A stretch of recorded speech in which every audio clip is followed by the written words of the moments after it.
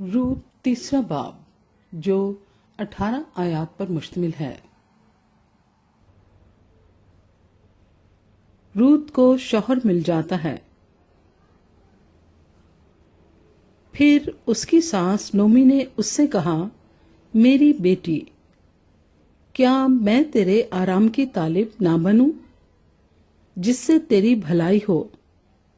और क्या बोइस हमारा रिश्तेदार नहीं, जिसकी छोकरियों के साथ तू थी?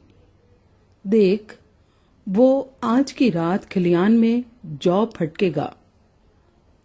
सो तू नहा धोकर खुशबू लगा और अपनी पोशाक पहन और खलियान को जा।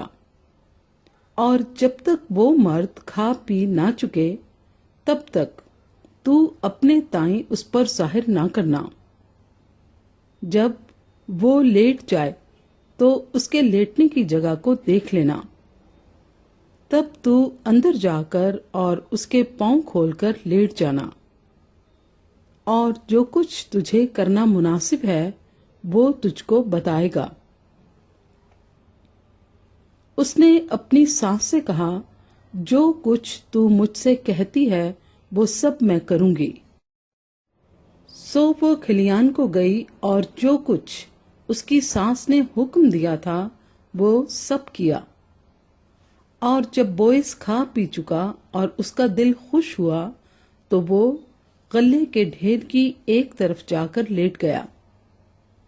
तब वो चुपके चुपके आई और उसके पांव खोलकर लेट गई। और आधी रात को ऐसा हुआ कि वो मर्द डर गया और उसने करवट ली और देखा कि एक औरत उसके पांव के पास पड़ी है। तब उसने पूछा, तू कौन है? उसने कहा, मैं तेरी लौंडी रूत हूं।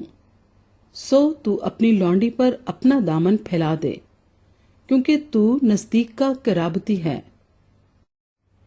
उसने कहा, तू खुदामंद की तरफ से मुबारक हो, ऐ मेरी बेटी, क्योंकि तूने शुरू की निस्बत आखिर में ज्यादा मेहरबानी कर दिखाई, इसलिए कि तूने जवानों का खा वो अमीर हो या गरीब पीछा ना किया। अब ऐ मेरी बेटी मत डर, मैं सब कुछ जो तू कहती है तुझसे करूंगा, क्योंकि मेरी कौम का तमाम शहर जानता है कि तू पाक दामन औरत है।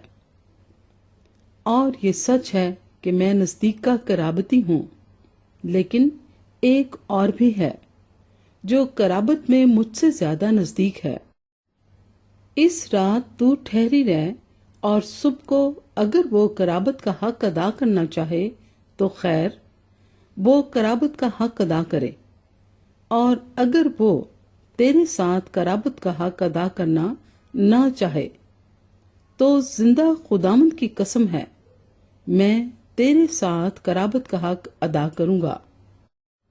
सुबह तक तो तू लेटी रह।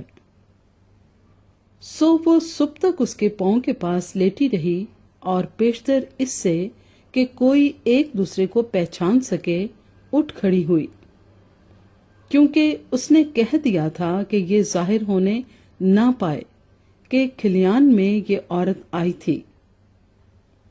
फिर उसने कहा, उस चादर को जो तेरे ऊपर है ला और उसे थामे रह। जब उसने उसे थामा तो उसने जौ के 6 पैमाने नाप कर उस पर लाद दिए। फिर वो शहर को चला गया। जब वो अपनी सास के पास आई तो उसने कहा, ऐ मेरी बेटी, तू कौन है?